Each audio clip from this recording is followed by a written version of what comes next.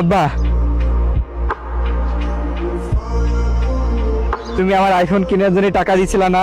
এই যে iPhone 17 pro max কিনছি।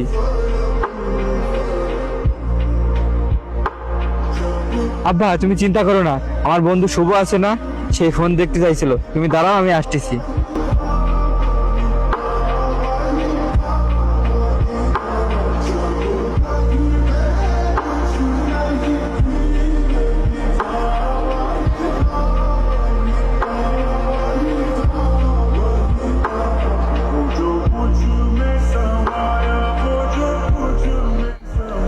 বন্ধু দেখ, আমি আইফোন 17 প্রো ম্যাক্স কিনছি।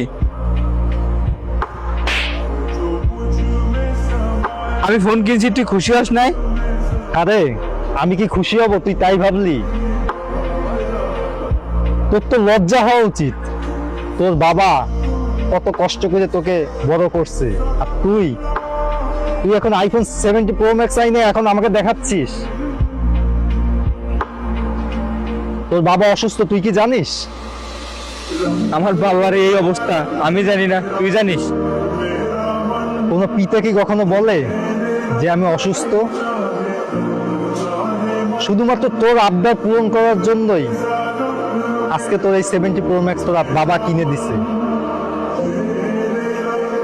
তুই তো তোর বাবার কখনো খোঁজ রাখলি না তোর বাবা অসুস্থ কিনা।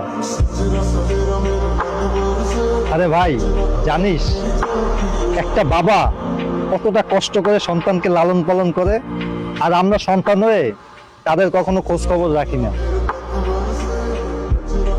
তাই আমাদের মতন সন্তানদের উচিত বাবাদের খোঁজ খবর রাখা। আসলে আমি বুঝতে পারি নাই। আমি অনেক কষ্ট করে বাবারে আবদার করছিলাম আমার একটা আইফোন কিনে দিতে।